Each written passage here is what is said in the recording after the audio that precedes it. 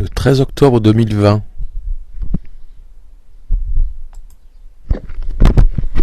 Création de l'association de fait nommée Commission citoyenne européano-américaine pour le rapprochement et l'affermissement des institutions démocratiques.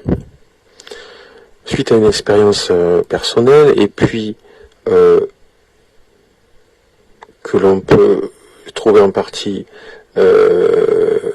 ou les raisons en partie dans le livre Démocratie, histoire politique d'un mot de Francis Dupuy-Derry, ou également dans le livre L'origine religieuse des droits de l'homme de Valentine Zuber, ainsi que peut-être dans le document French Bashing en partie, et puis ceux qui ont la quarantaine ou la cinquantaine se rappellent un petit peu de carrément aussi l'administration, une partie de l'administration, en tout cas de l'éducation nationale,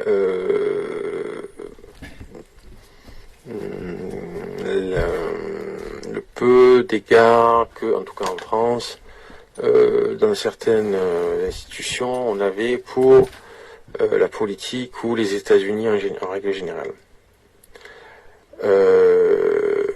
L'on peut voir dans ces documents, et j'ai certainement encore d'autres documents, là j'ai parlé de livres, et puis de French Bashing aussi, le documentaire qu'on peut voir sur YouTube, on voit très bien que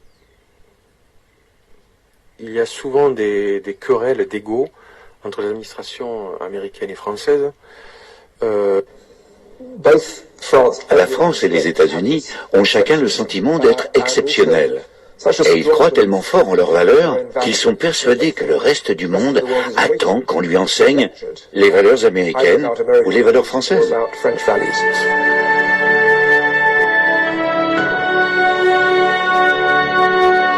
Le problème des Français aux yeux des Américains, c'est qu'ils prétendent occuper le même créneau qu'eux.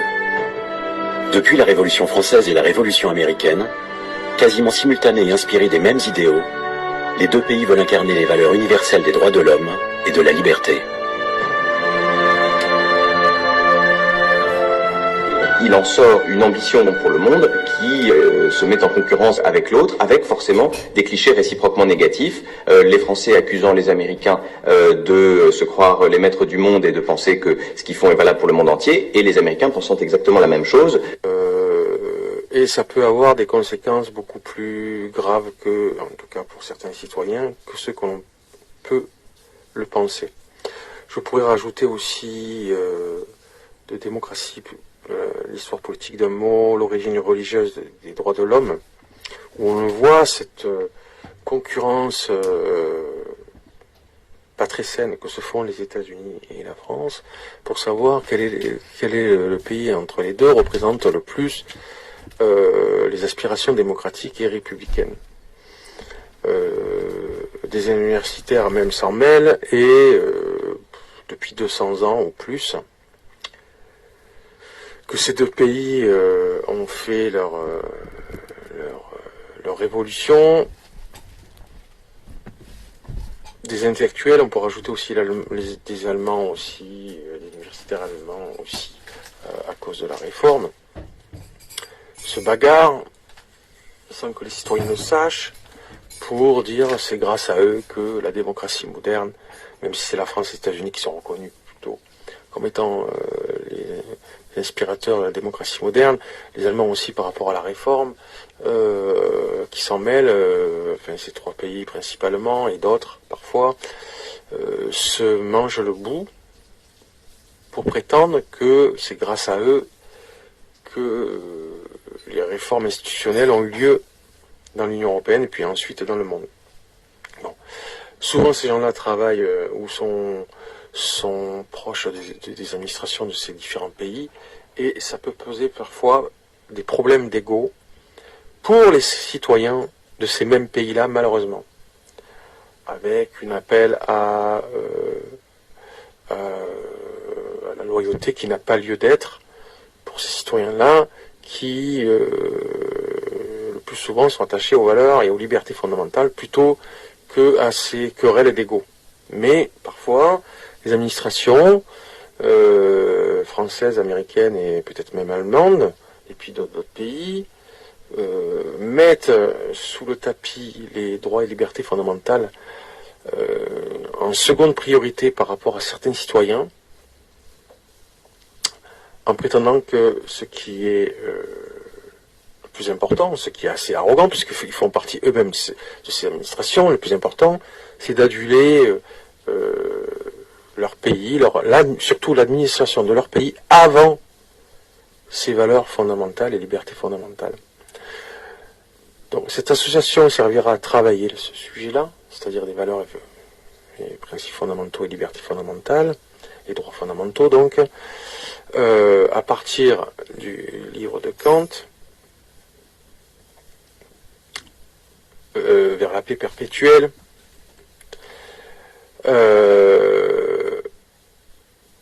Je mets à disposition, là où j'habite, à l'extérieur, ceux qui veulent étudier, une bibliothèque dans une caravane.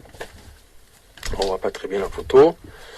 Il y a un placard fermé à clé, où la première fois, je peux montrer où est la clé, pour ceux qui veulent étudier très tranquillement. Des livres qui peuvent aider à la réflexion philosophique, sur un petit peu l'histoire des religions, de nos territoires, c'est-à-dire Amérique du Nord et Union Européenne, sur la politique un petit peu de nos pays, mais bon, sur l'histoire un petit peu des religions, etc. Il y a de quoi travailler pour se former assez convenablement, selon moi, pour ensuite être membre de l'association et commencer les travaux de réflexion. Alors cette association est destinée aux Français, aux Américains, aux Canadiens et plus largement aux pays de l'Union Européenne. Bien entendu, il vaut mieux parler français, évidemment, parce que moi je suis français. J'ai arrêté d'apprendre l'anglais. J'étais en train quand l'Angleterre est sortie de l'Union Européenne. Bon, enfin, c'est pas le sujet. Je ne jette pas la pierre. C'est le problème, là, dans ce que l'on voit, dans mon expérience, dans ce que l'on voit dans les livres que j'ai cités, Démocratie, Histoire politique d'un mot, et d'ailleurs, là, dans ce livre, il parle d'abord, il parle de la France, le sous-titre, c'est aux États-Unis et en France, Démocratie, Histoire politique d'un mot, aux États-Unis et en France, Francis Dupuy-Derry, je crois qu'il est québécois ou canadien. Bon. Mais c'est le sujet, c'est la France et les États-Unis qui se mangent le bout, et ça peut avoir des conséquences très graves, la fabulation que certains citoyens sont des traîtres, etc., ça peut aller très très loin. C'est un fait, ce que je dis. Même des journalistes, parfois, s'en mêlent. Donc, de toute manière, ça, c'est pas très grave, ce qui peut arriver. Enfin, si c'est très grave, mais j'estime que c'est secondaire par rapport au fait que les citoyens du Canada, enfin, en tout cas des États-Unis et de la France, parce que principalement, c'est là où se situe le problème, et plus largement, pourquoi pas, du Canada et du reste des pays de l'Union Européenne, les citoyens, en tout cas, là où j'habite, et puis on fera un site internet ensuite plus conséquent, puissent se rencontrer, peut-être le dimanche matin, pour réfléchir un petit peu sur l'avenir de nos constitutions, dans les institutions, dans le monde qui change, pour voir, comme déjà Kant le disait dans Paix perpétuelle, s'il n'y a pas quelque chose à faire, pour lui, il est sain que les pays qui ont des aspirations soi-disant démocratiques et républicaines, surtout républicaines, travaillent ensemble pour avoir une même constitution. Dans ce livre, il explique que les administrations, les constitutionnistes de chacun des pays diront que c'est pas possible, etc. Mais c'est absolument faux, il nous dit. C'est juste parce qu'ils n'ont pas envie. Mais on peut très bien travailler, je dis travailler, ensemble, les Américains, les Français, et puis plus largement les Canadiens et le reste de l'Union Européenne, à déjà se connaître, voir un petit peu comment on fonctionne, les différentes façons de fonctionner, ce qui sera plus intéressant que les administrations de chacun de nos pays nous plaquent une image de traître parce que on s'intéresse, soi-disant pour eux, de manière fautive, plus aux libertés et aux droits fondamentaux que aduler l'administration de notre propre pays. Voilà. Et que ce serait presque une traîtrise d'être plus intéressé aux droits, comme Kant dans le paix perpétuelle, aux droits et libertés fondamentales que à l'administration de nos pays, parce que d'ailleurs ces administrations prétendent elles-mêmes que ces choses fondamentales, les droits et libertés fondamentales, sont fondamentaux, mais ils demandent parfois à certains citoyens de se comporter plutôt en religieux envers leur propre pays, mais surtout leur administration, et comme par hasard, c'est des gens qui vivent de cette administration, qui demandent aux simples citoyens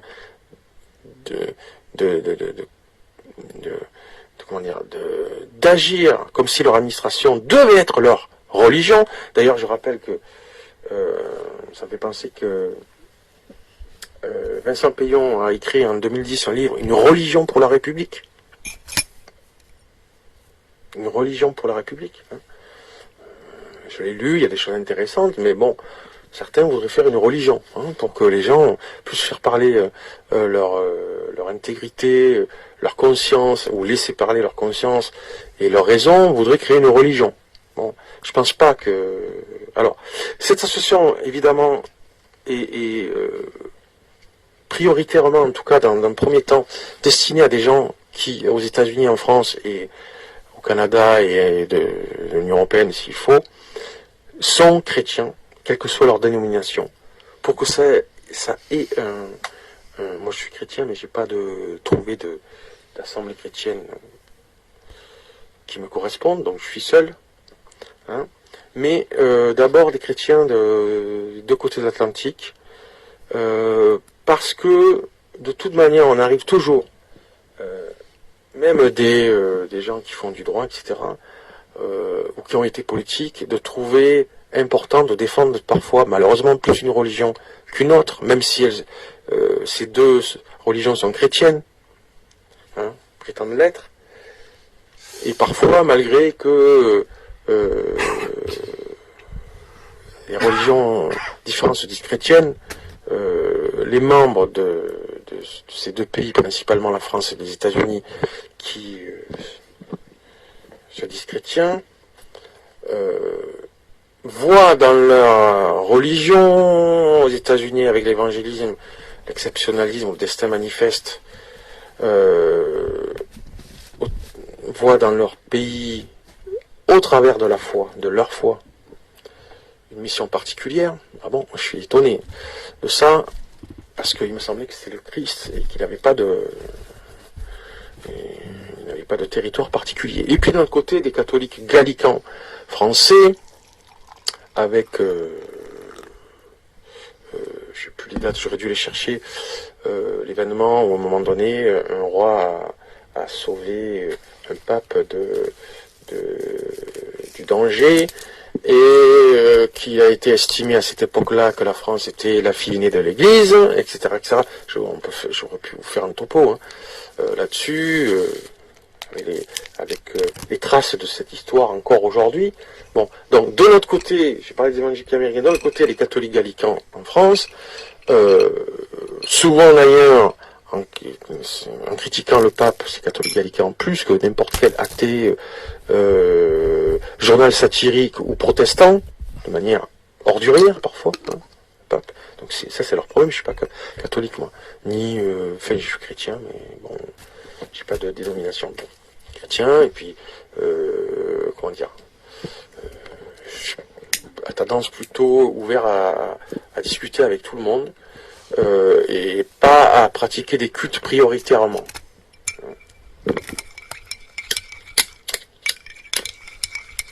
D'ailleurs, dans mon livre, dans la caravane que je vous ai montré la photo, il y a une bibliothèque, il n'y a pas de livre doctrinaire, religieux, il y a des livres de philosophie, d'histoire de la philosophie, de Kant, de Hegel, il y a le livre qui est intéressant sur un petit peu l'histoire du christianisme, comment il s'appelle le Christ philosophe le livre Christ philosophe, mais il n'y a pas de livre de propagande d'une dénomination chrétienne religieuse. À l'époque, je reprends le truc là très courtement. Euh, oui, j'avais oublié de dire, bien entendu, par contre, sur la quarantaine de livres, où parfois c'est des précis, hein, donc des spécialistes de philosophie, de géopolitique, etc., qui résument beaucoup d'autres livres, évidemment. Hein. Donc, ça permet d'éviter de... Enfin, c'est bien de les lire comme moi je l'ai fait très souvent, mais ça permet d'éviter de lire certains livres parce que des spécialistes en philosophie, en droit, en géopolitique les ont lus et ont fait certains précis qui font parfois que 400-500 pages, mais ça représente beaucoup plus de livres que ces 400-500 pages. Donc, il y a ça dans la bibliothèque, ça permet de ceux qui n'ont pas pu lire et qui ont un certain âge peut-être, ben, d'avoir pas un résumé, mais un approfondissement en lisant beaucoup moins de livres ou de pages. Mais dans la caravane, j'ai oublié de préciser à l'époque, il y a la Bible et le Coran. Hein. Alors, le Coran, je crois que... Oui, fait bon, il y a la Bible et le Coran. Il faut faire attention aux traductions. Certains disent que certaines traductions et de la Bible et du Coran sont édulcorées, c'est la vérité.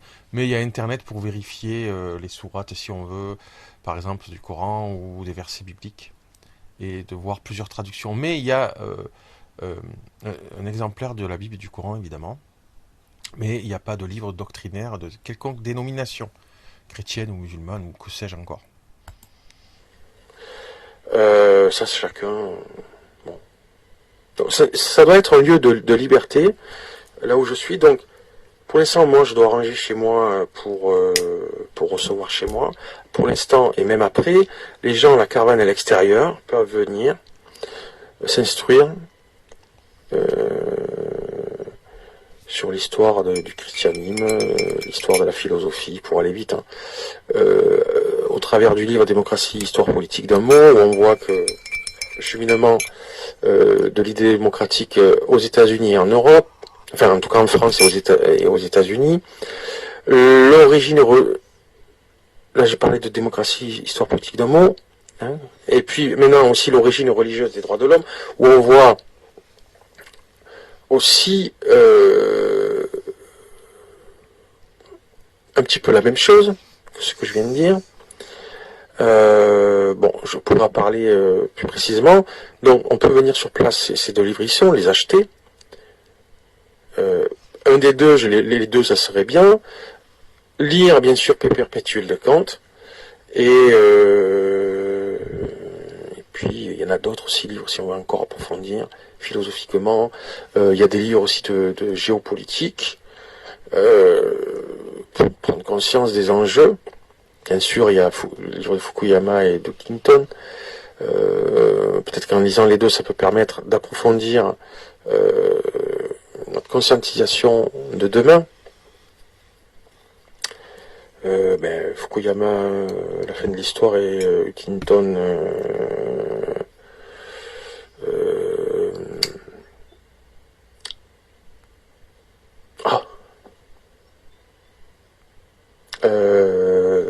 vous connaissez le livre de Huntington qui répondait au livre de Fukuyama, la fin de l'histoire, le conflit des civilisations, je sais pas, peut-être, je me rappelle plus.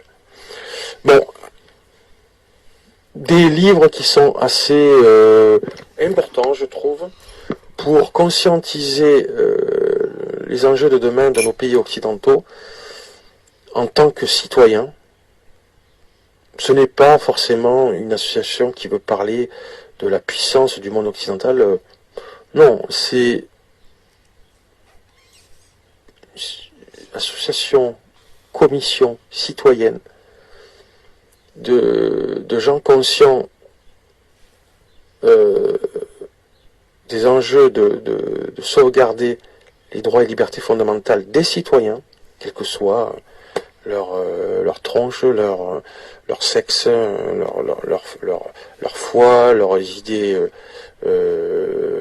philosophiques, etc., qui pourront avoir sur place des outils pour se rendre compte que ces enjeux sont fragiles, peuvent être attaqués, avoir des arguments pour pouvoir participer au travers de ces associations, ou même ailleurs, à promouvoir et ou défendre, en tout cas dans le monde occidental, qui n'est pas protéger de manière absolue, que ces droits et libertés fondamentales soient effectives pour les citoyens de ces sociétés-là. Et donc, pour avoir des outils pour progresser dans ces sujets-là de manière conséquente, et avec un travail commun, régulier, de donner le goût aux citoyens de s'attacher plus profondément et peut-être même spirituellement à ces acquis que l'on a, de les partager en dehors même peut-être de l'association de manière convenable grâce à l'association, pour donner goût aux autres citoyens de les protéger, ces valeurs et libertés fondamentales,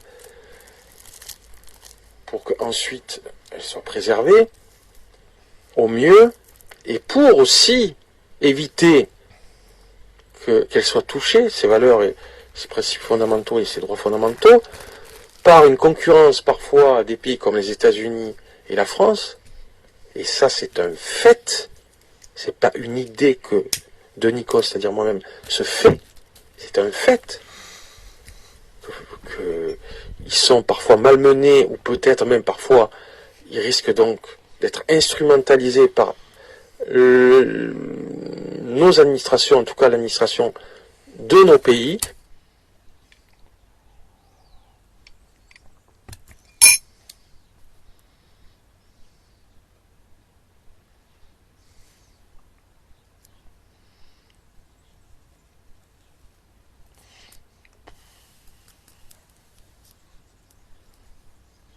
Et c'est à nous, à citoyens, de refuser ça, et plutôt de vouloir rapprocher et affermir ces valeurs fondamentales, ces principes fondamentaux, ces droits et libertés fondamentales de nos deux pays, sous une même constitution, s'il faut, à travailler, à préparer, à encourager à nos élus à aller vers ça, à s'engager à aller vers ça, de nos deux territoires, c'est-à-dire nord-américains et de l'Union européenne. Parce que comme le dit Kant, il n'y a pas de raison de ne pas faire ce travail-là. Et pour un avenir plus sécurisé en tant que citoyen, responsable.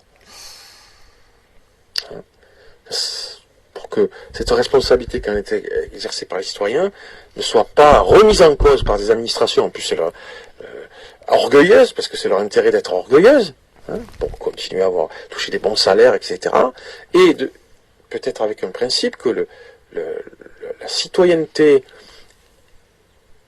et les droits qui vont avec cette citoyenneté ne doivent pas passer avant l'intérêt des membres de l'administration de nos pays.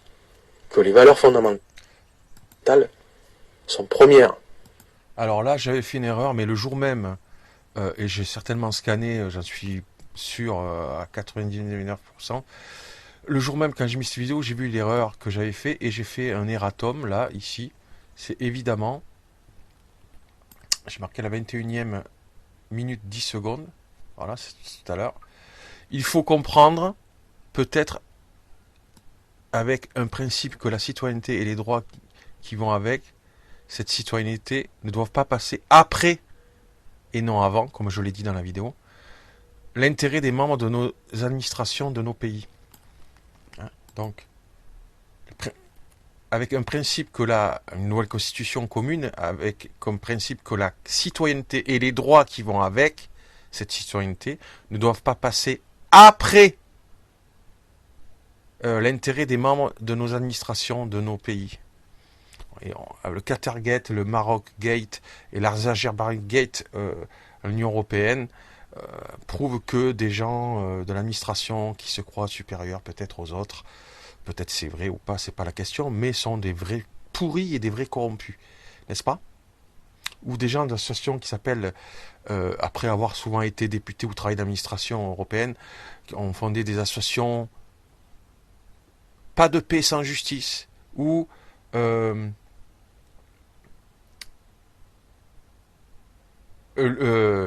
fight, je sais pas quoi, lutter contre la corruption, hein, des titres comme ça d'association, pas de paix sans justice, lutter contre la corruption, se battre contre la corruption, eh ben ces gens-là étaient eux-mêmes corrompus.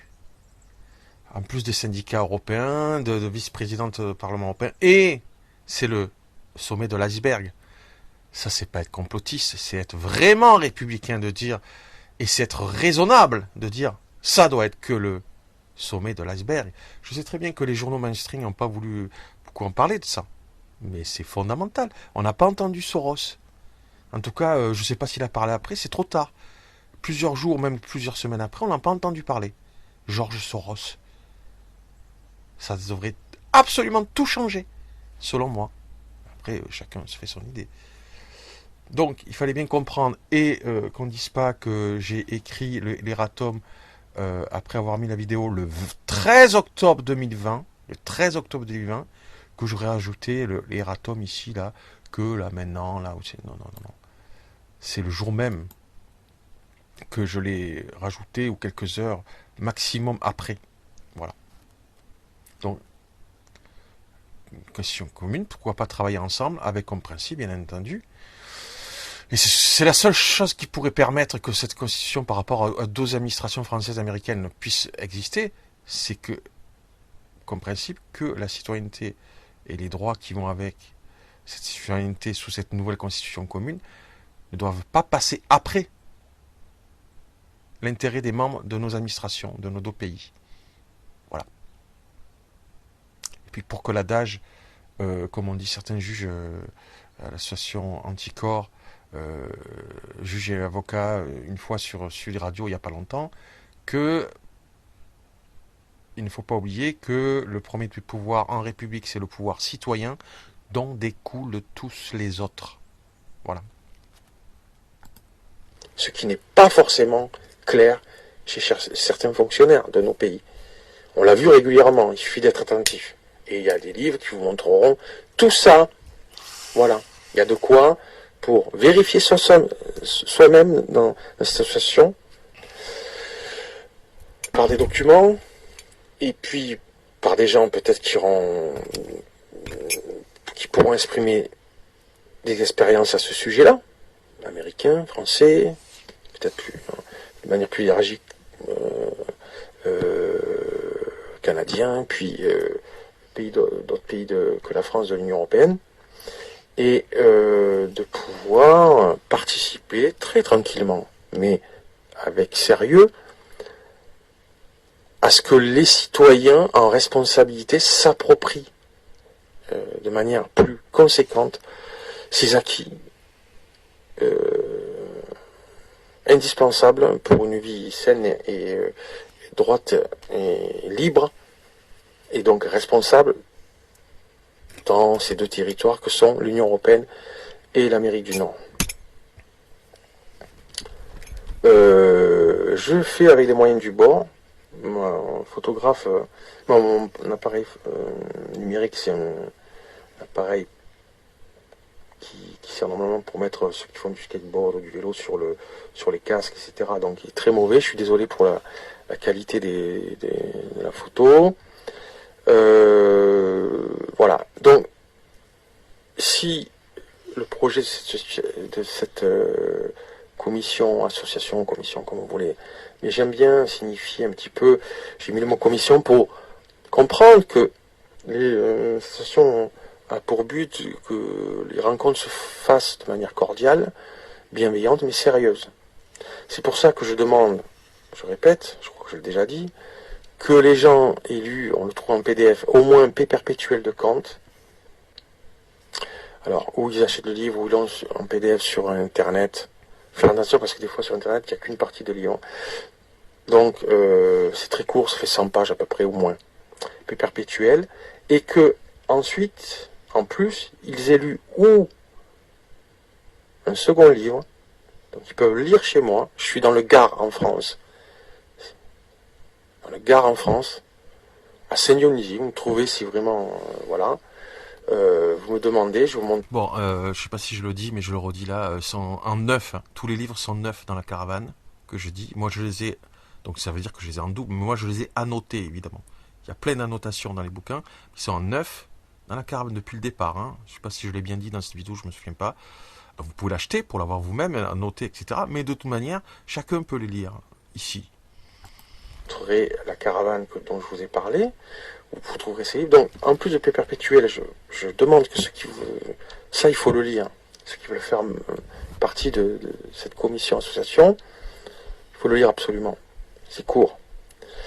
Deuxièmement, de lire un des deux livres, c'est-à-dire ou Démocratie, Histoire politique d'un mot, mais celui que je préfère des deux, mais aussi L'origine religieuse des droits de l'homme, qui permettra de conscientiser que nos droits et libertés fondamentales ne sont pas acquis, ont été à un moment donné un particularisme dans le monde, même si le livre Histoire des droits de l'homme de l'Antiquité à l'époque moderne, j'estime moi aussi, comme dans ce livre, on le voit, sont des aspirations profondes de l'humain, d'avoir des droits en tant qu'individu. Il sort pas là,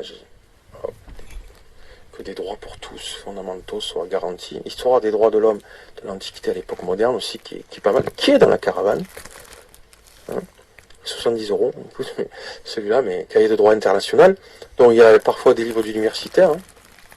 Donc déjà par rapport à ces livres-là, ce que je dis, moi-même de Nikon, on ne peut pas dire que je dis n'importe quoi, et parce que ce sont des livres d'universitaires. Et puis vous-même, quand vous y aurez accès, il y en a 35 livres, 37 peut-être maintenant. Vous pourrez faire référence à ces livres et ça vous permettra d'avoir des bons arguments et avoir des références par rapport à ces arguments. Voilà. Voilà. Je vous laisse sur mon site Facebook avec mon le chrétien et les droits de l'homme, la possibilité de me laisser un message en me disant que cette association vous intéresse. Bon, je rajoute aujourd'hui, on est le 21 février 2023. Bien entendu, le groupe Facebook Commission citoyenne européenne-américaine, on fera un site s'il faut. Voilà, vous pouvez y aller. Là, vous pouvez faire pause si vous voulez lire un petit peu la propos. Là, vous verrez que c'est créé depuis 2019, donc même avant. Ou démocrate, chrétien, fédéraliste, constitutionnel. Là, c'est public, mais il y a aussi privé où on est 5. Voilà, je vous fais à propos. Faites pause si vous voulez lire. Je fais défiler rapidement. Voilà. Créé le 26 septembre 2022. Ah oui, mais l'autre démocrate, chrétien, fédéraliste, constitutionnel où on est 5, c'est en 2019 aussi qui a été créé. Hein. C'est en privé, mais là c'est le même en public. Il y a aussi celui-là que je vous ai parlé, les chrétiens et les droits de l'homme. Mais déjà dans la propos de Commission citoyenne européenne-américaine et démocrate, chrétien, fédéraliste, constitutionnel, que ce soit public ou privé, vous avez à propos un petit peu les buts dans ces deux premiers groupes Facebook, puis celui-là. Mais c'est peut-être ce qui est dit, évidemment, dans la propos de Commission citoyenne européenne-américaine et démocrate, chrétien, fédéraliste, constitutionnel, dans les à-propos, ce qui est dit, qui est peut-être plus important à connaître, à savoir, dans mes objectifs. Voilà, là c'est chrétien et les droits de l'homme. Tout ça, c'est un petit peu des défis pour que chacun puisse augmenter ses connaissances, pas seulement personnelles, mais historiques, sur l'histoire de nos principes, finalement, des principes fondamentaux, de manière philosophique, intellectuelle, spirituelle et peut-être aussi géopolitique. Dans la caravane, ça permet d'approfondir tout ça. Voilà. Donc ça, je crois. On continue. Session commission. Dans le chrétien et les droits de l'homme. Hein, ça c'est mon site Facebook. Je pense qu'on peut je l'ai créé il n'y a pas longtemps, je pense qu'on peut m'envoyer un message. Donc vous m'envoyez un message comme quoi, si vous êtes américain et français principalement, canadien aussi pourquoi pas, et puis d'autres pays de l'Union européenne qui parlent français bien entendu, tout particulièrement si vous habitez dans le Gard, en France, ou pas loin, et que vous serez disposé à vous déplacer régulièrement pour des rencontres qui se feront, on verra, hein, chaque semaine peut-être au départ. De toute manière, il y aura une inauguration officielle dans 1 mois et demi, 2 mois, 3 mois de cette association.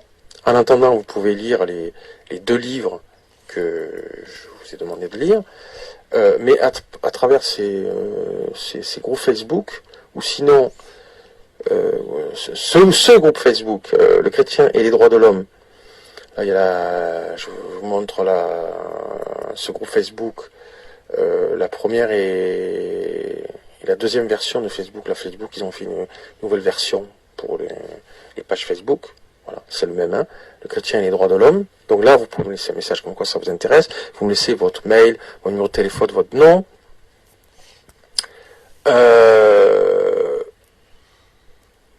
Si vous venez... Là, je laisse dérouler une petite vidéo pour faire voir ce que j'avais fait avant. Mais c'est en correspondance avec ce que vous allez voir après. Et je pense que c'est important. Donc là, c'est bientôt fini. Hein, il reste 4 minutes. Mais il y a aussi tout ce que vous voyez en haut là. Les liens. Avec la date des autres liens aussi. Donc là, on était le 13 octobre 2020. Lire sur place, les perpétuels, et puis un des 2 livres que je vous ai dit de lire en plus, je vous ai demandé de lire en plus pour être bien affermi sur la nécessité de cette association, ou commission, comme vous voulez. Je vous donnerai juste une photocopie de la carte d'identité. Moi, je vous donnerai la mienne si vous voulez. En retour, il n'y a pas de souci. Je vous donnerai la photocopie de ma carte d'identité. Ou si vous êtes américain, canadien, ou d'un autre membre de l'Union européenne, ou la carte d'identité si ça existe dans vos pays, ou la photocopie de votre passeport. Voilà. Moi, je vous donnerai la photocopie. Alors, les gens qui sont membres d'une administration d'un de nos pays, je leur demanderai de me signaler quel que soit l'emploi de l'administration, qui fasse partie des renseignements spéciaux, généraux ou CIA, je m'en fous, hein, mais qu'ils le disent. Voilà. Et que leur but, a aussi, ça soit les droits des citoyens. Avant, c'est notre sujet, les droits et libertés fondamentales des citoyens qui sont apparus au XVIIIe siècle aux États-Unis et en France, même si avant il y avait d'autres choses qui sont passées. Voilà, est-ce que ce sont ça qui les intéresse, qui sont là pour travailler, mais c'est pas travailler dans le sens négatif, hein, je sais pas comment dire, ce mot travail on l'emploie pour tout, mais il y aura des moments agréables, on aura un coup, on discutera, ça sera des moments de réflexion, parfois profonds, et je vois pas ce qu'il y a mal qu'il y ait des moments profonds. Enfin, en tout cas, c'est ce que j'espère. Et voilà. Donc, si vous êtes membre d'une administration, je vous avoue que c'est un petit peu gênant, dans ces pays, juste de le dire officiellement. De toute façon, je ferai une feuille pour les nouveaux adhérents, avec en plus la photocopie de carte d'identité ou du passeport, où on remplira certaines choses. Moi, je le donnerai aussi, j'ai rien à cacher. Je le donnerai aux autres s'ils le veulent. Enfin, de toute façon, je me présenterai. Voilà.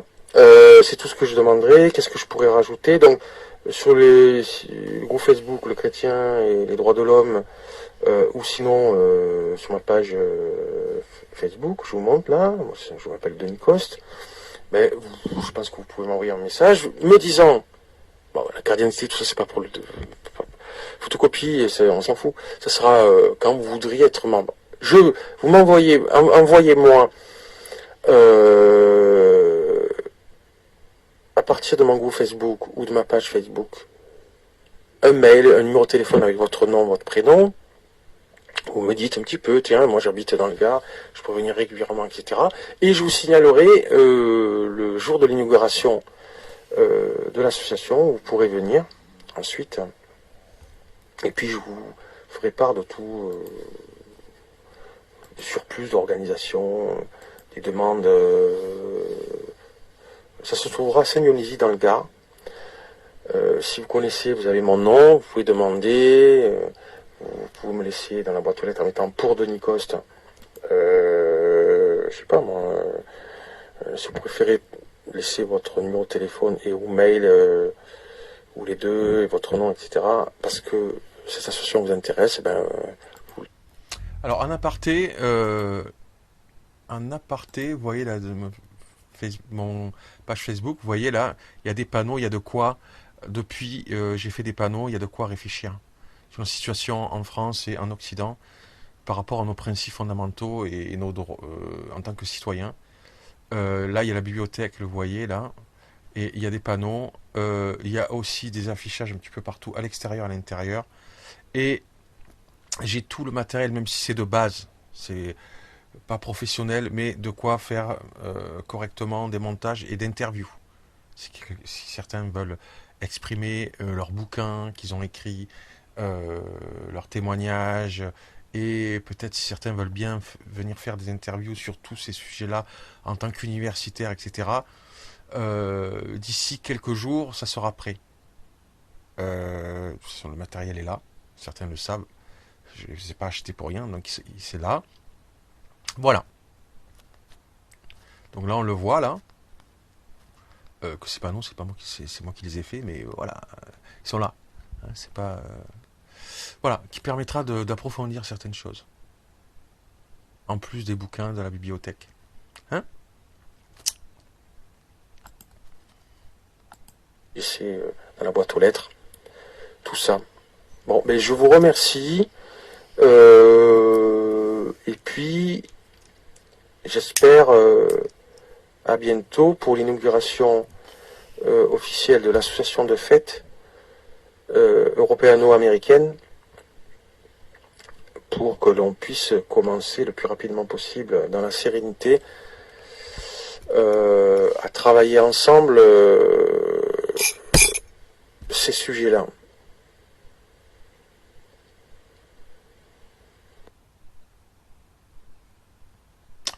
Voilà. Donc je laisse dérouler pour vous prouver que c'était le 13 octobre 2020, n'est-ce pas? Et l'erratum, je le répète, ça a été fait le jour même ou quelques heures après. Peut-être même en même temps. Ça ne m'étonnerait pas de moi que j'ai dû vérifier, de réécouter avant de la mettre sur le net et de faire le montage. Allez, moyenne du bord. Alors peut-être... Bon, ça c'est bon. Ça c'est une autre vidéo. Voilà. Donc, vous avez vu la date. Là j'ai enlevé la vidéo. 13 octobre 2021, je crois. Puis, le 6 janvier... 13 octobre 2020. 13 octobre 2020. On va voir parce que c'est important la date.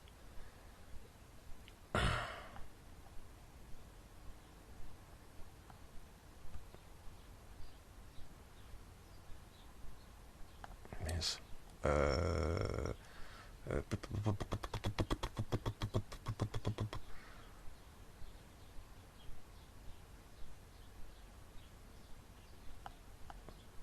Alors, mince.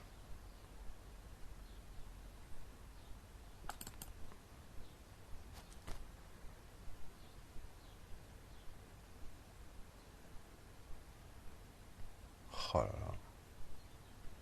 Le chat.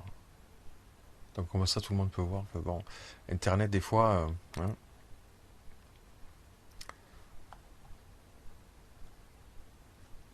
Qu'est-ce que j'ai marqué? Donc, voilà, on va le revoir. À part que ça, la date est importante. Après, c'est fini. Donc là, tout ce que j'ai dit avant, c'était bien le 13 octobre 2020. 13 octobre 2020. 13 octobre 2020. Donc, et le 6 janvier 2021, assaut du Capitole par des partisans de Donald Trump. Enfin, c'est pas par des Américains. Hein? 6 janvier 2021, assaut du Capitole aux États-Unis. Ce sont des images qui ont fait le tour du monde. celle de ces manifestants survoltés qui, un à un, ont réussi à s'infiltrer dans le Capitole. Des scènes à peine croyables, filmées sous plusieurs angles, par les émeutiers eux-mêmes, mais aussi par les caméras de surveillance du bâtiment. Pour la première fois, ces vidéos ont été projetées, visionnées et décortiquées par les sénateurs. Une plongée dans ces 4 heures de violence qui ont fait vaciller la démocratie américaine. Le 6 janvier dernier, les policiers postés à l'extérieur de l'édifice sont rapidement débordés. Leurs caméras, placées sur leurs gilets pare-balles, enregistrent tout. Les altercations avec les manifestants, mais aussi tous les coups qu'ils reçoivent. Donc, il me semble qu'on voit bien des bâtons, enfin des gens qui donnent des coups à l'aide de bâtons, hein, il me semble. Hein. C'est peut-être important de le considérer.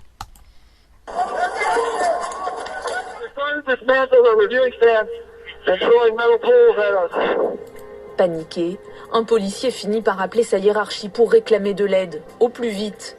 Il comprend que la situation est en train de basculer.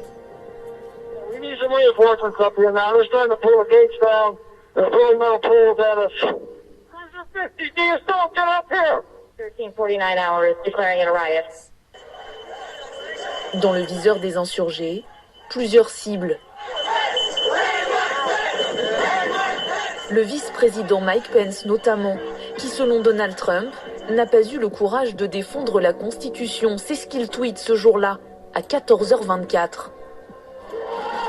Dans ce couloir, les forces de l'ordre font bloc pour empêcher le passage. Mais la pression est immense. Les manifestants ne se laissent pas faire.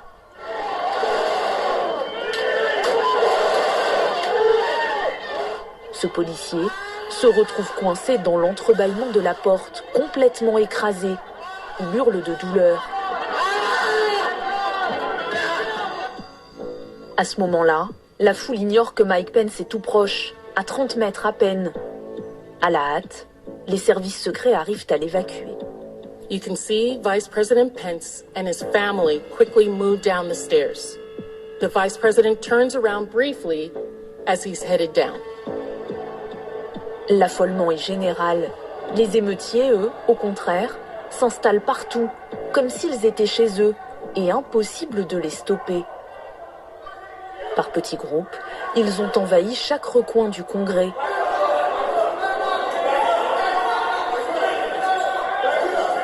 Dans cet escalier, l'agent Eugene Goodman se retrouve seul pour faire barrage. Il résiste un moment, mais face à lui, ses opposants sont incontrôlables. Pas d'autre choix alors que de prendre la fuite. Sur son chemin, il croise le sénateur Mitt Romney qui cherche par tous les moyens à sortir du bâtiment, mais qui en réalité, sans le savoir, fonce tout droit vers les assaillants. Eugene Goodman lui indique le chemin à suivre pour les éviter. And I was very fortunate indeed that Officer Goodman was there to get me in the right direction. Did you know you were that close to those folks when you came down this hall? No, I did not. It tears at your heart and brings tears to your eyes. That was overwhelmingly distressing and emotional. Encore aujourd'hui, les élus ont du mal à revoir ces images, car ce jour-là, dans l'enceinte du Capitole, la tension était à son maximum. Nancy Pelosi, la présidente démocrate de la Chambre des représentants.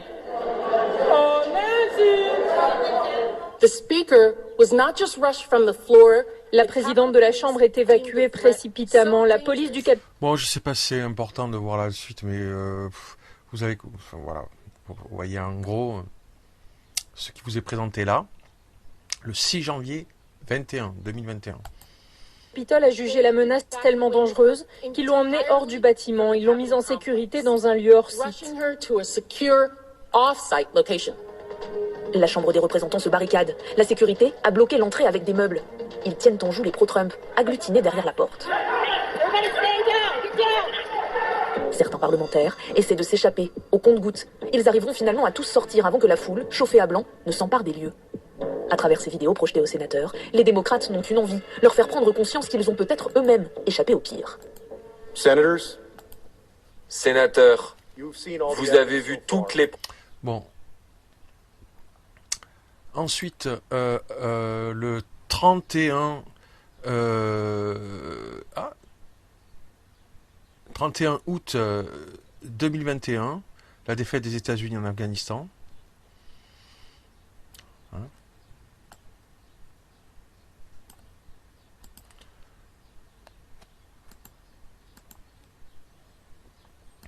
Voilà, je peux voir une vidéo au hasard, hein, là de la AFP,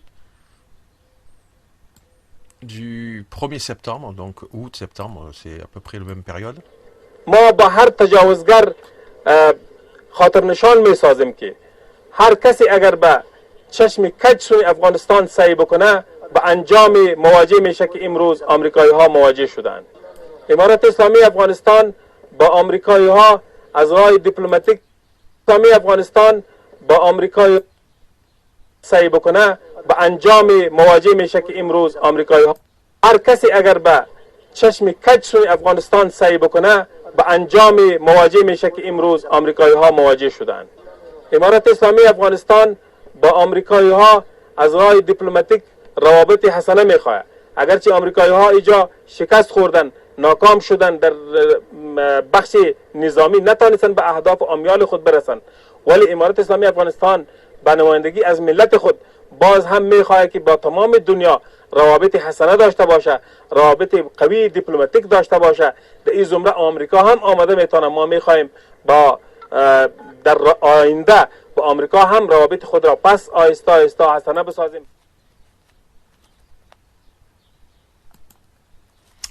Donc là, nous voyons, bon, il y a 9 mois, à peu près 1 an, Afghanistan, le retour de la burqa en public pour les femmes. Bon, vous êtes au courant, enfin, j'espère. Voilà. Et même avant, ça avait commencé dans les écoles, et puis finalement, voilà. Hein. Retour de la burqa, hein, pas que seulement le voile, en public pour les femmes.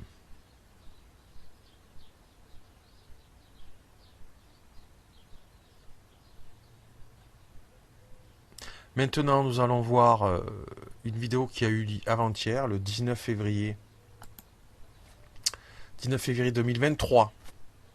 Et j'ai déjà préparé le passage par rapport à notre association, commission citoyenne, européenne-américaine, etc. Que c'est très important, je pense, d'écouter ça. Pour sa culture personnelle, mais aussi pour la conscientisation de ce qu'il faut peut-être travailler à l'avenir. Et ce que je considère avoir proposé à l'avance déjà en 2020 et même bien avant en fait. Parce que même les groupes Facebook, j'avais fait un site internet ailleurs, c'était même avant 2019. Voilà, écoutez bien. Alors, cette dame, diplomate russe et juriste francophone, elle a travaillé au tribunal international. Donc par rapport au juridique international, elle en connaît un rayon, n'est-ce pas? Katia Kopilova, russe et juriste, francophone, accordé. Voilà. Mais elle a travaillé au tribunal international, si vous voulez savoir un peu plus. Donc, 19 février 2023. C'est sur la résolution du conflit. Bien sûr, on parle de ce qui se passe, on est en février 2023, en Ukraine, en Russie et en Occident, et surtout en Ukraine. Ce conflit entre la Russie et l'Ukraine se terminera bien un jour par un traité qui sera négocié. Quelle sera la base juridique de ce traité, vu que le droit international est aujourd'hui, malgré tout, assez mal en point? Quelle sera la base juridique? Donc vous avez cette émission, vous avez le lien là. Hein, vous la retrouvez sur YouTube. De toute façon, moi je l'ai téléchargé et multiplié. Si jamais vous ne l'avez pas, dites-le-moi, je peux vous l'avoir. Donc, mais il n'y a pas de raison sur YouTube. 19 février 2023, le 21 février 2023 aujourd'hui. Voilà. 88 000 vues. De toute manière déjà, vous avez le titre pour la retrouver. et le lien. Et nous sommes à 25 minutes 08. Il faut aller à la voir à 25 minutes 08. Vous savez, pour vous répondre à cette question, il va en falloir un peu de temps. Et je risque d'ennuyer vos spectateurs. Alors détrompez-vous, on a des spectateurs chez Livre Noir qui sont plutôt, qui savent s'accrocher. Donc c'est leur force. Je pense que c'est important de venir sur ce point-là parce que mais venons plutôt. Je remets au début. Hein. Ça durera quelques minutes. Très important pour en tout cas ceux qui s'intéressent à tout ce que j'ai dit jusqu'à maintenant. Maintenant au sujet de, ok, très bien tout ça, mais c'est sur la résolution du conflit. Ce conflit entre la Russie et l'Ukraine se terminera bien un jour par un traité qui sera négocié. Quelle sera la base juridique de ce traité, vu que le droit international est aujourd'hui, malgré tout, assez mal en point? Vous savez, pour vous répondre à cette question, il va en falloir un peu de temps. Et je risque d'ennuyer vos spectateurs. Alors détrompez-vous, on a des spectateurs chez Livre Noir qui sont plutôt, qui savent s'accrocher. Donc c'est leur force. Je pense que c'est important de venir sur ce point-là parce que beaucoup de gens disent aujourd'hui il faut sortir du conflit, mais effectivement on voit pas comment commencer. Donc si vous pouvez développer, n'hésitez pas à aller jusqu'au bout et on en discutera juste après. Ok, c'est vous qui l'avez voulu. Alors si ça coupe, vous allez me dire, je mettrai la vidéo ou là où ça a coupé parce que je l'ai téléchargé. Je vais commencer par le commencement alors. Le droit international moderne est le produit de l'évolution de la culture et de l'histoire essentiellement européenne qui prend racine au XVIIe et XIXe siècle. Ses caractéristiques principales, les trois caractéristiques principales étaient les suivantes. Le droit international a été utilisé pour consacrer la distinction entre les États civilisés d'un côté et les peuples, communautés et nations non civilisés de l'autre. Les civilisés étant les États européens et les non civilisés le reste du monde. Et pour protéger et perpétuer cette distinction. Première chose. Deuxième chose, bien que les États européens ne niassent pas l'existence d'autres pays au-delà de leurs frontières, leur personnalité juridique ne pouvait pas être considérée comme égale à celle des États du monde civilisé européen.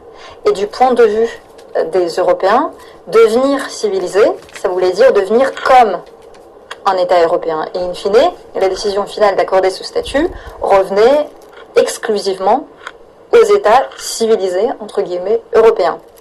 Ce qui, dans la pratique, voulait dire que les États tels que la Chine, le Japon ou la Turquie ne pourraient jamais devenir civilisés, ne pourraient jamais appartenir à ce monde européen. Et troisième caractéristique, le droit international servait à justifier la légitimité de l'existence et de l'expansion des empires et de leurs possessions coloniales.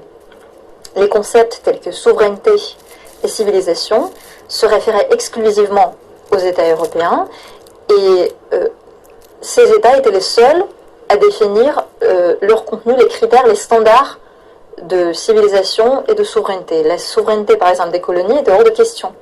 Et les relations entre les empires et leurs possessions coloniales étaient fondées sur le droit constitutionnel interne des empires. Et les relations entre les colonies n'étaient pas régies par le droit international. Donc, ainsi, le droit international de l'Europe et l'ordre juridique mondial fondé sur celui-ci visaient à garantir la suprématie de l'Europe sur le reste du monde.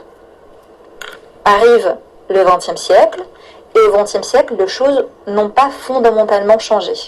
En fait, l'idée de la suprématie et de la supériorité des États européens sur le reste du monde est restée intacte, bien que le centre... Alors bien entendu, on a vu déjà le problème, les bisbilles entre la France et les États-Unis pour savoir, même les universitaires et les politiques, les hauts fonctionnaires, pour savoir qui c'était qui était élu par Dieu, quelque part pour aller vite, pour avoir mis les principes fondamentaux et offert les principes fondamentaux au monde. Quand vous avez lu, au moins, dans cette commission association citoyenne, quand vous avez lu les 3 ou 4 livres que je vous ai présentés, déjà, du moins, vous êtes clair après. Il n'y a pas de souci. Évidemment que les philosophes des Lumières, et souvent chrétiens, n'ont pas parlé des principes fondamentaux pour que certains les instrumentalisent. Certains administrations les instrumentalisent. évidemment. Hein, elle est en train de dire ce qu'elle est en train de dire. Malheureusement, si certains le perçoivent comme ça dans le monde, vous pouvez aller revenir en arrière sur ma propre vidéo ou aller sur le livre noir. Elle est en train de dire que ça a été fait pour que les pays occidentaux quelque part se moquent des droits et libertés fondamentales, parce que, sans le dire clairement, en les instrumentalisant à leur propre bénéfice, alors que les philosophes des Lumières, souvent chrétiens, etc., c'était pas dans cette vue-là, évidemment. C'était vraiment pour affirmer la notion de dignité humaine, parfois en reprenant des versets même bibliques, hein, l'homme créé à l'image de Dieu, qui donnait une certaine... Quand on revoit dans le passé, je vais très très vite, comment étaient traités ceux qui n'avaient pas le pouvoir, étaient parfois considérés clairement comme des citoyens ou hommes de seconde classe. Et je ne parle même pas, même à l'époque européenne, des enfants et des femmes. Mais les philosophes des Lumières, même on le voit, même si la Déclaration des droits de l'homme et du citoyen, c'était de l'homme et de la femme, même si elles n'ont pas eu le droit de vote en France tout de suite, dans l'esprit, on voit très bien que c'était ça. Il faut arrêter de déconner. Mais ça n'a pas été mis en œuvre parce que, bon, tout de suite, les traditions, des fois, qui n'ont pas que du mauvais, hein, attention, freinent un petit peu les moins courageux à mettre les choses en place correctement. Donc voilà, normalement, elle dit ça, très bien, mais les principes fondamentaux ne sont pas faits pour ça. Ils ne sont pas faits pour être instrumentalisés. Ils sont là pour être défendus, pour être servis, parce qu'on se sert soi-même quand on le fait. Mais quand on voit que depuis 2 siècles, ou plus, certains responsables ou administrations de nos nations, aux États-Unis, en France, peut-être même ailleurs, en Angleterre, en Allemagne, instrumentalisent ces principes pour imposer des choses, ben, évidemment, après, il ne faut pas s'étonner que certaines personnes parlent comme ça. La solution, travailler une constitution commune, les citoyens eux-mêmes, ou par leurs représentants, et revenir de manière peut-être plus attendue, pas que aux États-Unis ou pas que en France, à quelque chose de profond et de fort sur la planète Terre. Et qu'il soit défendu de manière plus directe par les citoyens et par une constitution commune. Mais c'est pas étonnant, peut-être, c'est à vous de voir, si vous avez lu Démocratie, Histoire politique d'un mot, l'origine religieuse des droits de l'homme, où on voit que certains endroits de la planète, avec d'autres religions historiques que la nôtre, ou d'autres idéologies, remettent en cause, hein, par des principes différents que les nôtres, eh bien vous sauriez vous situer dans tout ça. Et non, c'est pas justifiable par qui que ce soit d'instrumentaliser les principes fondamentaux du citoyen, en tout cas en France et aux États-Unis ou en Occident de manière plus générale. Malheureusement, certains disent que c'est pourtant ce qui est fait par nos administrations. Voilà. Alors je ne dis pas que les citoyens sont parfaits, etc. D'où l'association commission. Et puis après, c'est chaque citoyen à vouloir, comme il se doit, de vouloir progresser toujours plus. S'affiner, se perfectionner, s'affiner, oui, par rapport à ces choses-là. De cette Europe se soit déplacée vers les États-Unis. Les positions de départ des grandes puissances lors de la création de l'ONU ont été différentes, d'où les divergences dans la compréhension du droit international et des articles de la Charte des Nations Unies. Par exemple, pensez-y, la France et la Grande-Bretagne ont travaillé sur les concepts d'égalité souveraine des États tout en restant des empires coloniaux. Pour l'URSS et la Chine, les normes impératives du droit international avaient cette signification progressiste qui sera ultérieurement consacrée dans la déclaration de 1970 sur les principes du droit international, tandis que pour la France, la Grande-Bretagne et les États-Unis, les normes impératives du droit international signifient littéralement, comme la pratique ultérieure l'a montré, égalité souveraine entre leurs États, respect de bonne foi des obligations envers leurs États, non-recours à la force vis-à-vis de leurs États, non-ingérence dans leurs affaires intérieures, règlement pacifique des différends entre leurs États, etc. Donc ils ne reconnaissent pas les autres États comme leurs égaux. Et la légalité des actions de ces États-là, elle est jugée au travers du prisme du regard des États occidentaux avec à la tête les États-Unis d'Amérique. Bon, qu'on soit d'accord avec elle ou pas, sur les faits, de toute manière, c'est irresponsable et c'est pas normal. Si c'est vrai ce qu'elle dit. Chacun à étudier ce que j'ai fait moi un minimum. On est d'accord là-dessus, par rapport à ces principes-là. Maintenant, c'est à vous de voir si c'est le cas ou pas. Et la solution, déjà en 2020 et même bien avant, 2019, etc., je pense que, voilà. Et puis même sur le système parlementaire, sur cette constitution, comment il devrait fonctionner, j'ai fait des propositions aussi. Mais sur le fait de faire une nouvelle constitution dans ces pays-là, d'avoir une même constitution, je trouve que c'était la moindre des choses. Déjà d'avoir travaillé à cela, hein, plutôt de se croire exceptionnaliste d'un côté, ou de croire que sa nation de l'autre a une mission particulière parce qu'on a eu une relation avec la papauté. Ça peut être le cas, d'ailleurs. Mais pas pour moi quand on n'a pas travaillé ensemble une constitution commune. Il n'y a rien de divin derrière. Et je pense qu'on est en train de le voir de plus en plus. La consécration dans la Charte des Nations Unies des fondements de l'ordre juridique mondial n'a pas conduit à l'abolition de la politique et de la pratique de la dépendance coloniale, ni à l'interdiction de la guerre à grande échelle, ni à l'interdiction du recours à la force armée, ni à l'interdiction de la discrimination. Dans une mesure plus ou moins grande, toutes ces pratiques ont subsisté sous de nouvelles formes. Par exemple, elle va nous parler de l'Irak, hein. Moi je dis pas que c'est la raison ou pas. La dépendance économique a remplacé le colonialisme classique. Les interventions militaires et le parrainage d'organisations terroristes a remplacé le recours à la force armée pour s'immiscer dans les affaires intérieures des États, etc. Et ces pratiques, cet état des choses, ne sont pas regardées comme défaillants, comme une défaillance du droit international, mais plutôt comme quelque chose de normal, puisque c'est exactement le contenu que les États occidentaux recherchaient dès le départ. Au concept d'ordre juridique universel, de communauté internationale, de valeurs et d'intérêts communs, se substituent les valeurs et les intérêts d'un petit groupe d'États. Et l'opposition à ces valeurs est considérée comme une menace pour l'humanité tout entière, pour le monde dans son ensemble. Les États occidentaux contournent les normes impératives du droit international en redéfinissant l'objectif, c'est-à-dire qu'on ne dit plus interdiction de recourir à la force armée, on dit lutte contre le terrorisme et la prolifération des armes de destruction massive. On ne dit plus interdiction de refuser au peuple le droit à l'autodétermination, on dit maintien de l'intégrité territoriale. On ne dit plus interdiction de s'immiscer dans les affaires internes des autres États, on dit responsabilité de protéger. Et le conflit en Ukraine fournit à l'envi la preuve de ce que j'avance. L'Occident trouve normal que l'Ukraine viole le droit international humanitaire. Bombardement de villes non protégées. Bombardement systématique.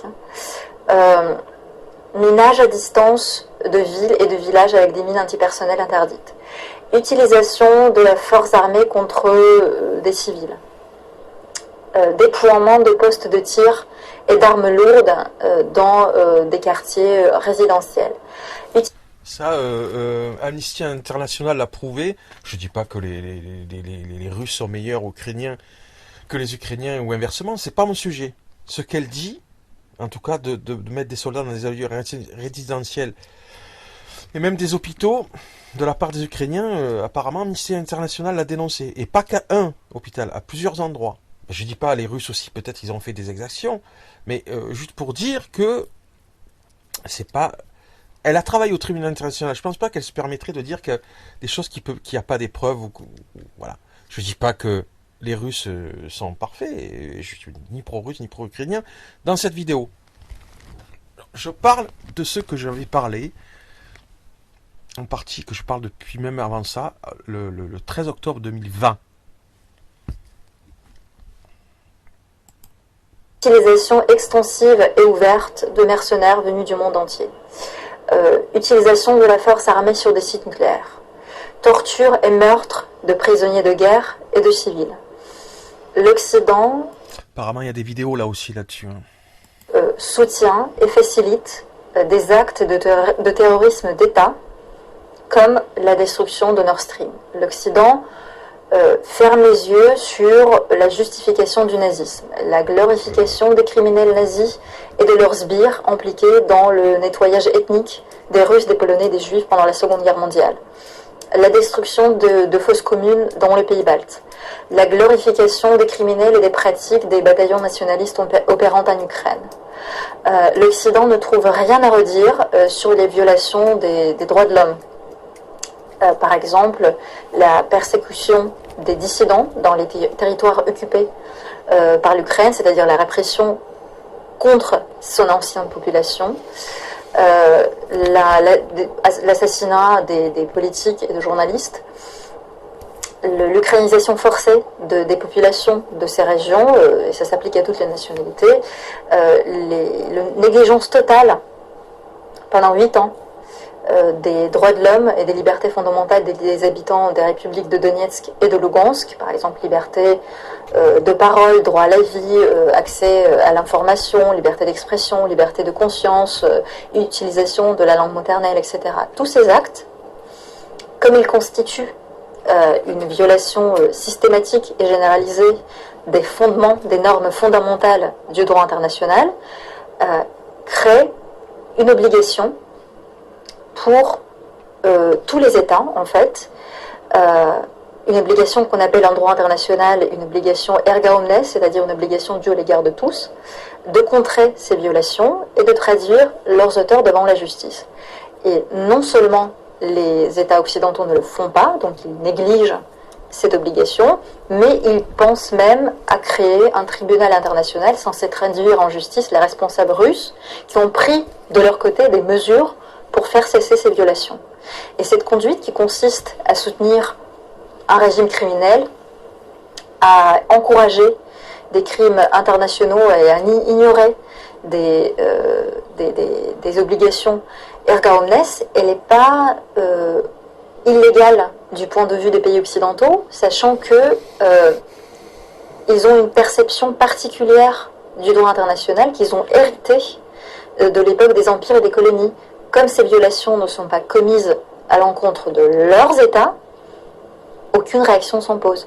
Et dans cette configuration, le danger, la menace, ne peut provenir que de la Russie et de son obstination de n'en faire qu'à sa tête. Ah, donc le droit international serait une chimère, il n'a pas d'avenir? Non, je n'ai pas dit ça.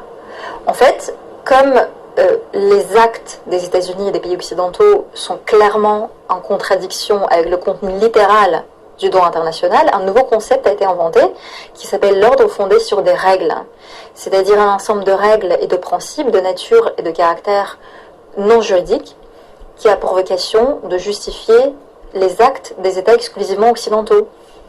Et au sein d'un groupe d'États restreints, l'ordre fondé sur des règles est perçu comme un régulateur nécessaire, raisonnable et opportun des rapports internationaux. Mais dès qu'il s'agit d'étendre à son action aux États en dehors de ce groupe, c'est là que les problèmes commencent, c'est là que ça donne lieu à des conflits. Et donc il y a deux groupes d'États et deux approches vis-à-vis de l'ordre juridique mondial.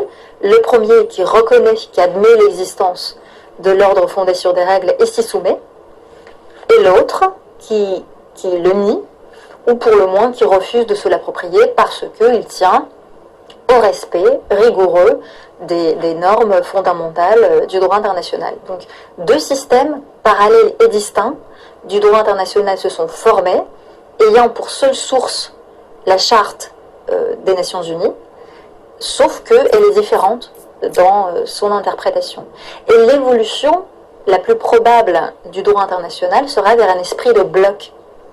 C'est-à-dire que la Russie, la Chine, le Brésil, l'Inde et de nombreux autres pays reconnaîtront comme contraignant et respecteront rigoureusement les droits et obligations découlant du droit international existant et coopéreront dans un esprit d'égalité. Et il y aura les pays occidentaux, dirigés par les États-Unis, qui s'en tiendront au droit international dans leur perception, c'est-à-dire sous forme d'un ordre fondé sur des règles, qui déforment à la fois les idées fondamentales de la Charte des Nations Unies et les principes impératifs du droit. Voilà, voilà. C'était à prévoir. Alors, je dis pas que je suis... Bien sûr, on le voit aujourd'hui à la guerre en Ukraine. Si on veut approfondir, on est un traître, on est... Bon, ça m'est égal. Mais, comme j'ai coupé, juste réécouter le début de ce passage, pour faire voir un petit peu dans quel état d'esprit, peut-être par notre faute, en partie, certains sont.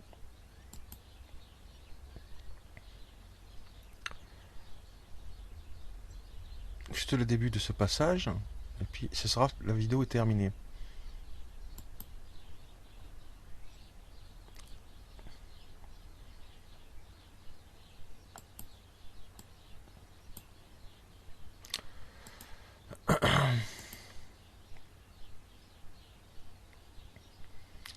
Donc c'est 25-08.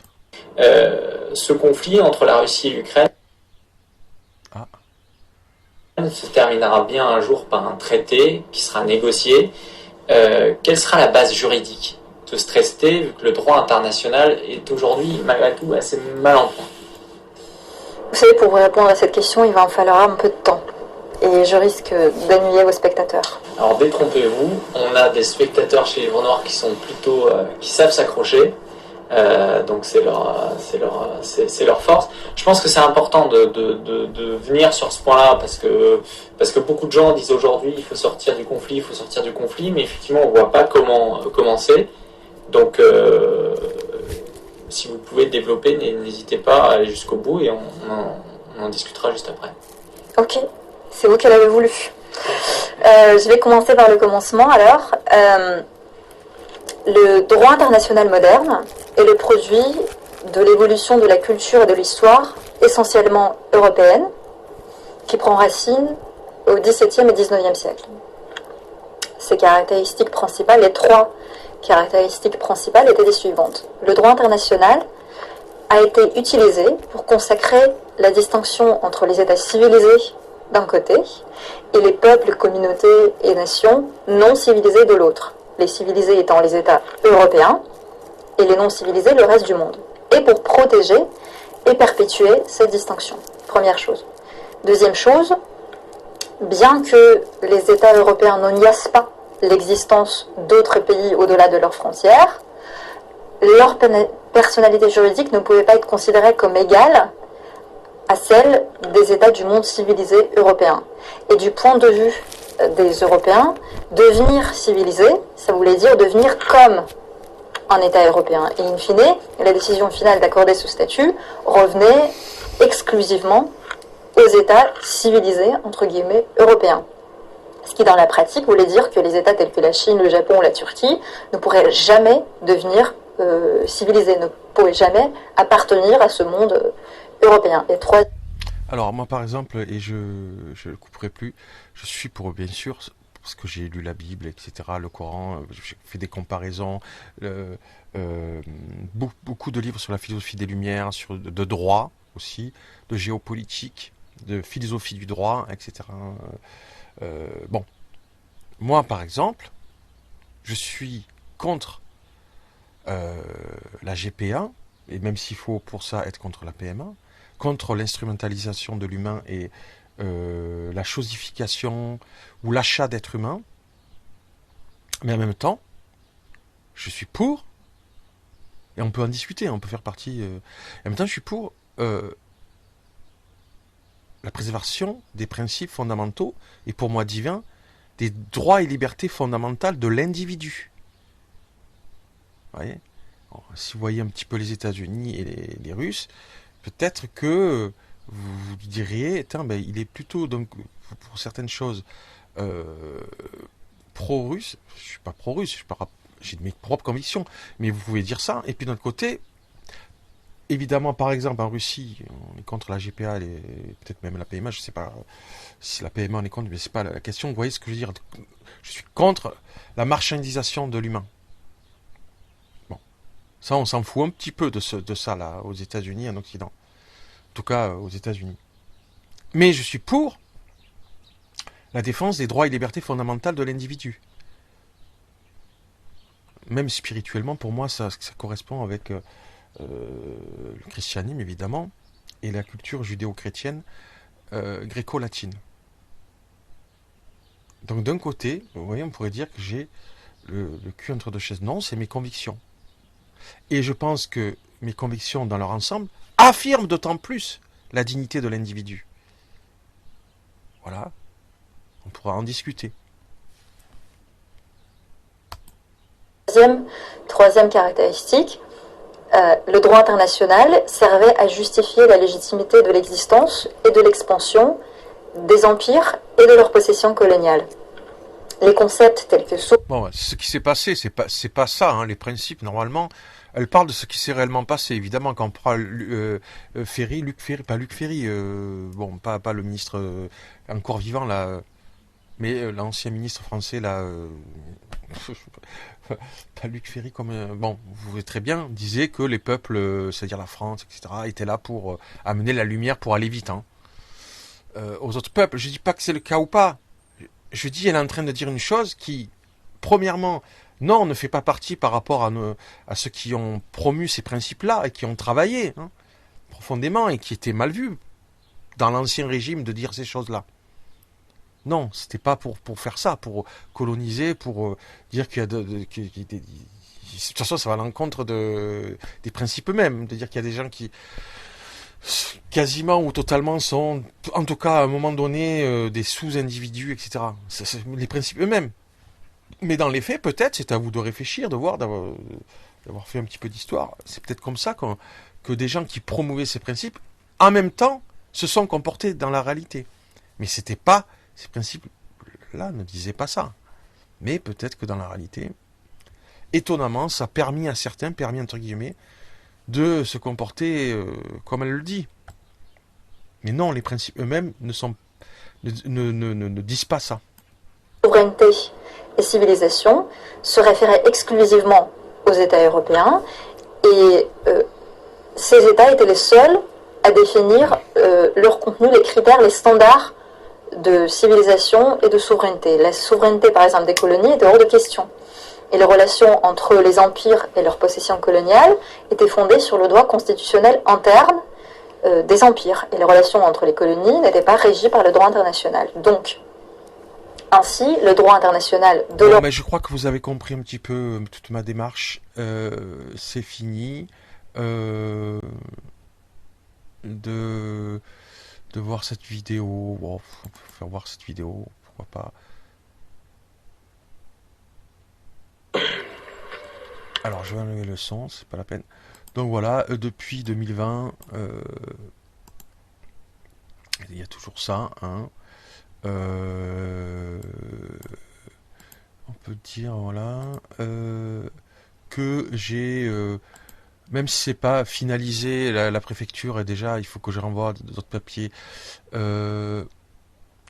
au courant que, voilà, je veux créer une association, et que j'ai déjà envoyé certains papiers, ils sont au courant.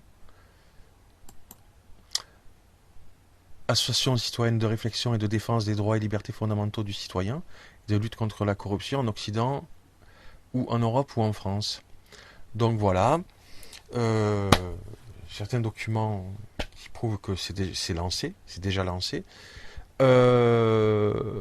Pourquoi déjà mettre, parce que c'est lancé, il n'y a pas de raison que je ne puisse pas le créer définitivement, cette association, et que de toute manière, en France, il existe l'association de fait. C'est-à-dire déclarer ou pas déclarer, une association, c'est une association, elle est vraiment réelle. Et là, je tente de la déclarer pour certaines raisons, pas pour à but lucratif, pas du tout. Et puis aussi une micro-entreprise, production de témoignages, d'interviews, d'informations et de présentation de livres, consultation et conseils spécifiques si nécessaire. Bon, il y a le numéro SIRET. Bon, Ça aussi, c'est un petit peu dans la démarche, peut-être vous ne comprenez pas pourquoi, mais c'est pour permettre aussi le débat public, le témoignage, etc. etc. Bon, je crois qu'on va en rester là. C'est... comment dire? C'est la dernière fois que je fais cette proposition d'être membre de commission citoyenne européenne-américaine, en tout cas sur les réseaux. C'est vous qui voyez, comme dirait l'autre. Et puis, je vous souhaite, surtout si vous êtes chrétien, que votre conscience vous montre et vous démontre que c'est important tout cela. Sinon, excusez-moi, en tant que chrétien, si vous prétendez chrétien vous-même, je en serais étonné que vous trouviez ça pas important. Mais enfin, bon, chacun vit sa vie et suit sa route. Moi, je pense qu'en tant que chrétien, on ne peut qu'être, non seulement pour ses principes eux-mêmes, mais quand on voit que peut-être, d'ailleurs, ses propres administrations de son propre pays les instrumentalisent, on est touché par ça. Et on essaye, en responsabilité devant les hommes et devant Dieu, d'œuvrer pour que les choses aillent dans le bon sens. Merci à vous tous et à bientôt.